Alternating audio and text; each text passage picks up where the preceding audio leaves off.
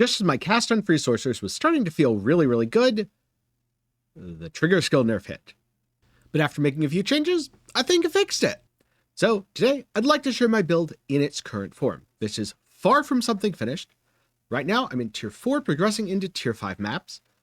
But with a trigger nerf, I'm going to guess that I wasn't the only one who was scrambling to fix their build after everything fell apart. So hopefully, if you're in the same boat, you can learn from what I'm doing. And also, if you want to know about something more optimized, then do be sure to get subscribed and ring that notification bell, because as I keep playing, I'm sure I'm going to be improving it. So, what did I do to fix the build? Well, if you've been watching the screen and seeing the fireballs everywhere, you probably have a little bit of an idea. That's right, I am now using Fireball as my primary skill, which is a trigger for all of my trigger skills. That's what I use to build up energy. I'm still freezing with it. And this is through the Blue Flame Bracers, a pair of gloves that converts 100% of fire damage to cold damage. So I am very much still a cold damage build. I am very much still nuking things with Comet and using Frostwall for the massive damage pops on single target. But I am now also covering the screen in fireballs, which as it turns out is pretty good at clearing enemies and pretty good at freezing them to build up energy.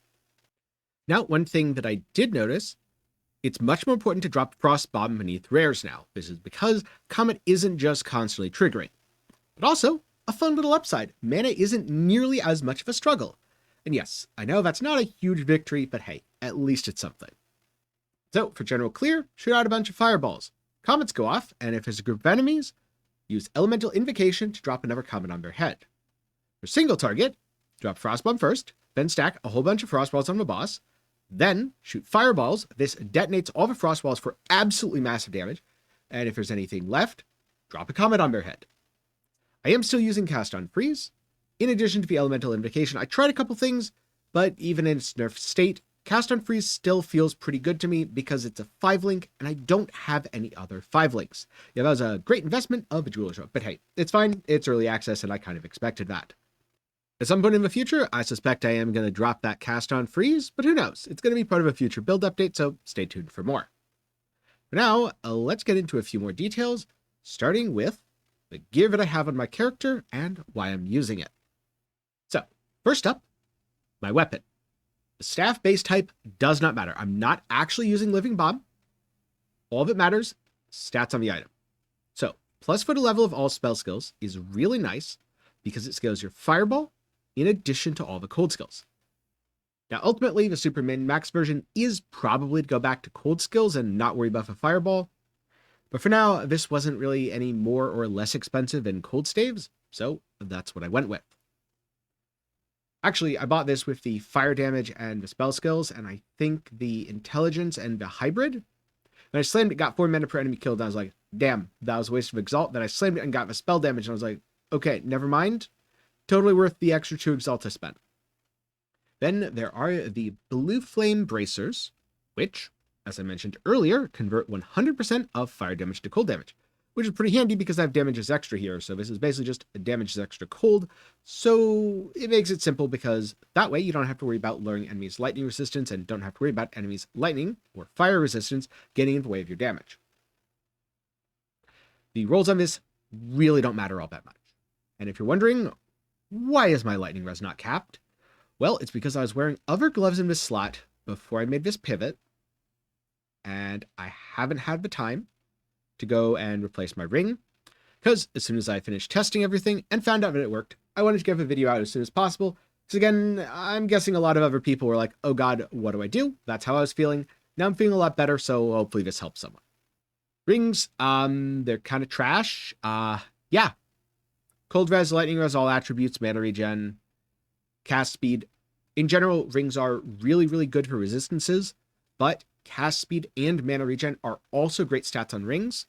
You can use unset rings if you need another skill. You can also get life on your rings, something that, as you will note, neither of these rings has. I think the next big upgrade here is going to be a ring to probably cap out the lightning res, as right now, fire and lightning, like a fire implicit lightning res ring, would totally go in here, fix most of the problems with resistances. Now, another idea I got from Garatha was Cloak of Flame. Before this, I'd been playing an energy shield hybrid setup where I had like 1k ES and 1.5k life. Problem with this is ES recharge really, really slow. So if you don't have recoup or flasks applying to it, it doesn't come back very quickly. I decided, you know what? I'm going to go with something that protects my life a little bit better, and that is Cloak of Flame, and not worry about energy shield at all. For helmet, it's life and res. This was like 1 exalt, and then I socketed it with the artificers. It's pretty good.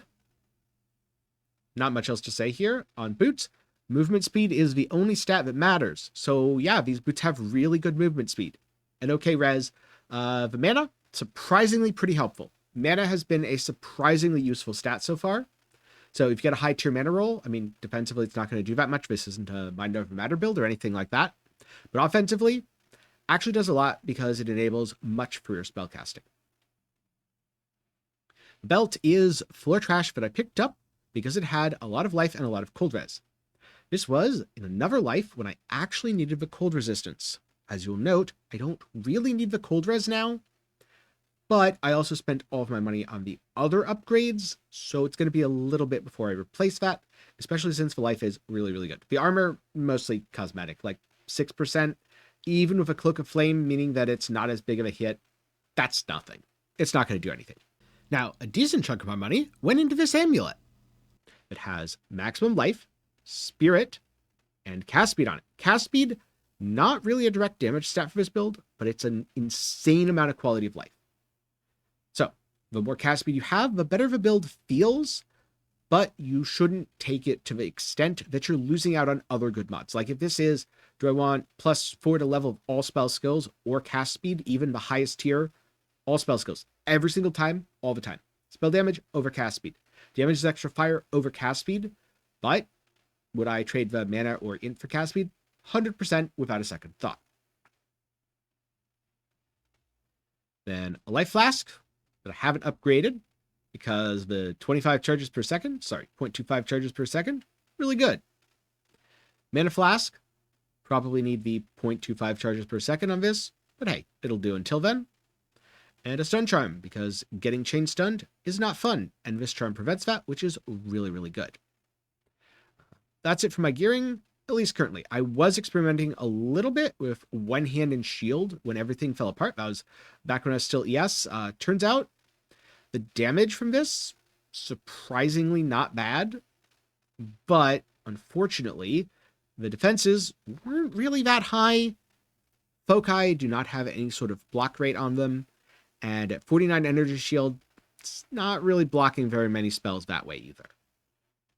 So now I'm going to talk about my passive tree, where I'm going to explain the whole no ES thing. So pathing up here, targeting things like mana regeneration rate, cast speed for quality of life, crit, of course, because at some point scaling crit just starts to feel really, really good. Now I will admit, crit was probably a bit stronger with my previous setup, where my primary skill was Eye of Winter instead of Fireball. Eye of Winter's kind of really, really good at critting stuff, but Fireball has felt a lot better, especially when clearing maps, so that's what I'm going to stick to for now. And if that means I ultimately drop the investment into crit, especially some stuff like this that's a little bit of an outlier, then so be it. Coming up here for area of effect and spell area damage, these have slight penalties that kind of cancel each other out and have pretty good upsides. Mana recovery rate and mana regen, since mana sustain was really brutal before the nerf. Again, small victories here. The nerf means mana sustain is way easier. Freeze buildup, still useful. Climate change, still very, very... Ooh, I almost said good, but climate change in the real world isn't good. Climate change, the node in Path of Exile, good. Hopefully that'll make the robot overlords happy and they won't like flag my video with any weird warnings. And there's overexposure, which increases the cold exposure effect. This is nice because the lower you set your enemy's resistances, the less they're able to resist your damage.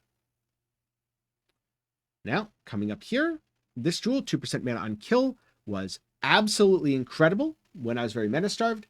Now, I'd say it's probably not worth the like 9 exalts these tend to run. If a price comes down to 2-3x, absolutely pick one up. Otherwise, don't worry too much about it. Just get life on kill because that feels really good when you're clearing and killing a bunch of enemies. Of course, glaciation, the cold exposure effect is good. The damage penetrates, doesn't really do very much. There's the endless blizzard, +1/+2 level of all cold skills. Fun fact, this is cold skills and not cold spell skills. So it does increase things like cast on freeze, which are not affected by all spell skills or cold spell skills, because that is a meta gem and not a spell skill. And then inescapable cold for freeze buildup and, more importantly, freeze duration. Now, how did I solve mana when my build was super mana hungry? I took Eldritch Battery. That's right. I just converted all of my energy shield over into mana, which works surprisingly well, especially when you combine it with effects that scale off of % of maximum mana. And that's also why I took Arcane Intensity, because, 30% spell damage and clicking these mana regen nodes were good anyway. Shattered Crystal, really good, makes it super easy to detonate ice walls.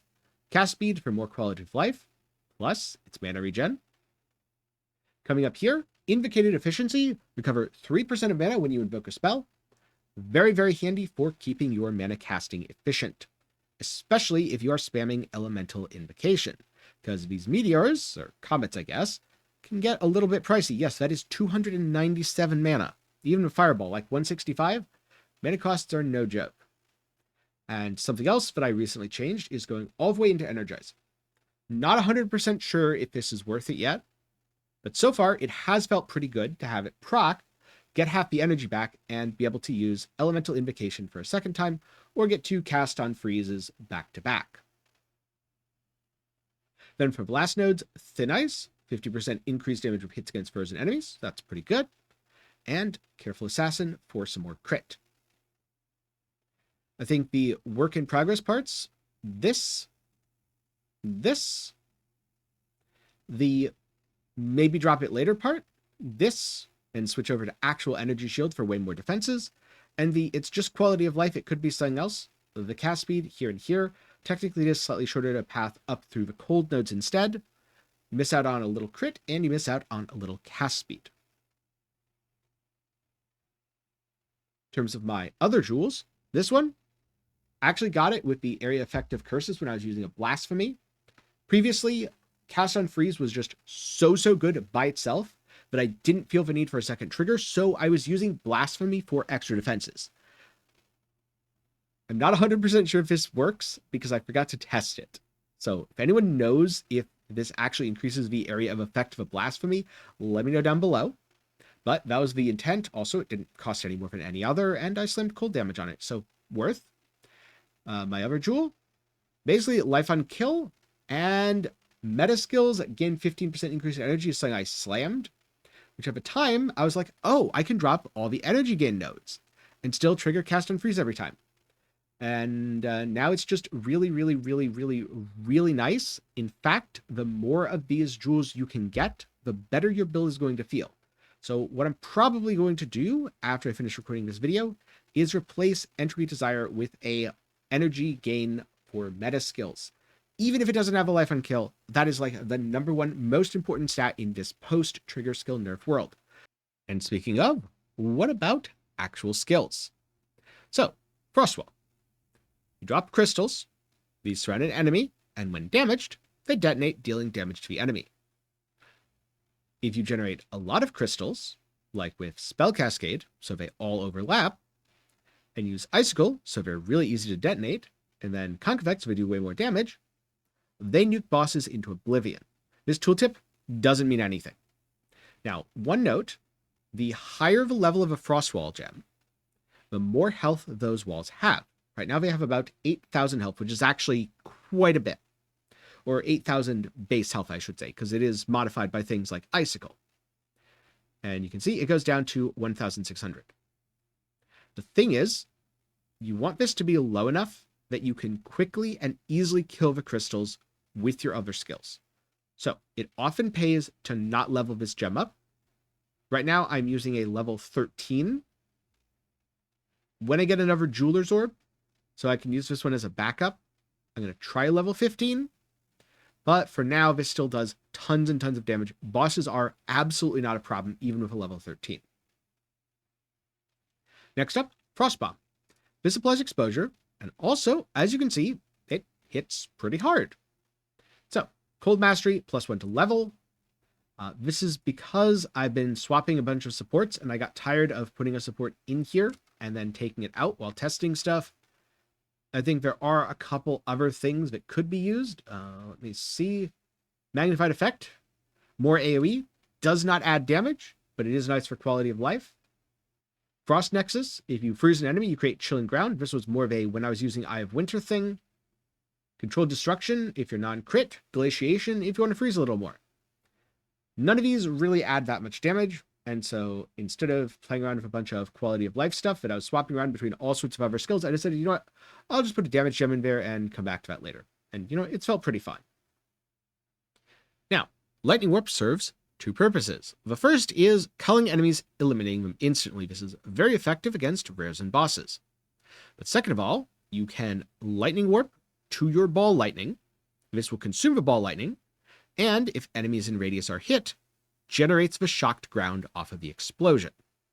What you do is cast Ball Lightning, teleport to a Lightning Warp, and this, with Overcharge, is a 35% shock. In other words, enemies take 35% more damage, which is basically equivalent to a really good support gem. So you just get a free support on every single skill for a little bit of your time. That said, if you're on a fight with a highly mobile boss or you're just in danger, don't do this. And while yes, you can technically use this combo to just move around the map faster, I found that if I Ball Lightning teleported into a bunch of enemies, I would just die. And so it's better to not do that at all. Then Fireball. This is the very flashy explosive stuff. I copied Garotha's setup and took Scattershot, Wild Shards, Unleash. Works really well. Next up, Elemental Invocation. This is the fast Comet. In other words, the Comet that I fire off a lot. This is also my good Comet that has +2% to base critical strike chance. Supported skills gain 40% increase in energy, so higher uptime, and Spell Echo. So if a spell echoes once, meaning 2 comets every time this goes off. For cast on freeze, since it goes off much more infrequently now, Comet, energy retention, skills triggered have a 35% chance, but remember that's more like 55 because of the 25 from the tree. Sorry, I failed at math. 60. That is more like 60 because of a 25% from the tree. Then inspiration to keep the mana costs down, and inevitable crit because it's not going off all the time now. So I might as well make sure that it crits enemies every time it goes off. At least that's a theory. So that's what I'm using right now. In terms of things I'm happy with, things I'm not happy with, I'm very happy with Frostwall. I might go back to like Ink AoE on Frostbomb, some more utility. I'm surprisingly really happy with the Lightning Warp, though if I end up going double shock on my Ascendancy, maybe I won't be doing that. Fireball, really happy with it. Invocation, cast on freeze, I need to play around with this more. I might go Elemental Invocation plus cast on crit. I might go double Elemental Invocation. I might swap the supports around. This is very much, I'm pivoting and things need more testing, so I'll get back to you in the future on that one. And last up, my Ascendancy. Now, I had tried to cheekily do the third Ascendancy before recording this video. I got to the second to last room. I had 87 honor left. And that's just one of those stupid little scarab beetles that I just did not see, and it hit me, and I died, which was very sad.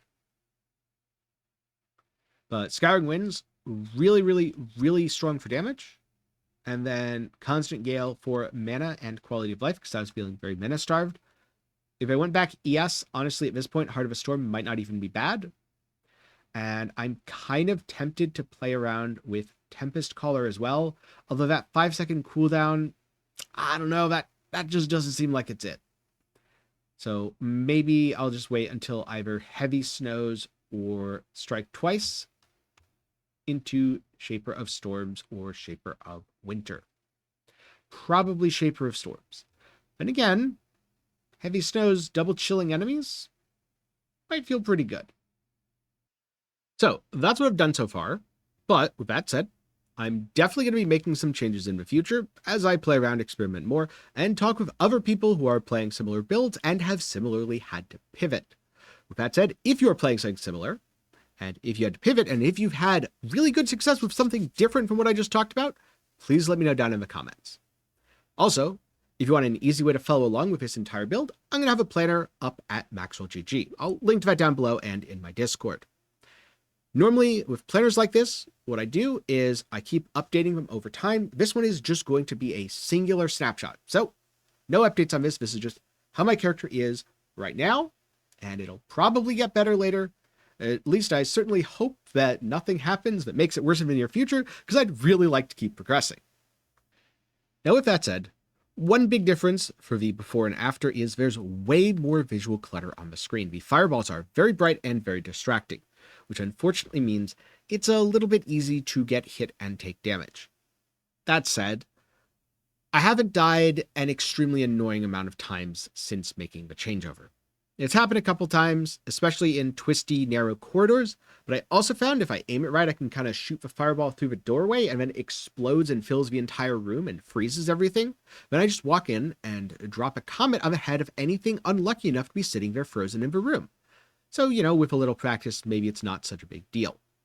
One thing I will say is I'm really, really, really liking the amount of control that I have from WASD, or I guess arrow keys, because that's what I'm using. I don't know if I would be as confident about this if I was still playing click to move. So maybe if you're playing click to move, try giving WASD a shot.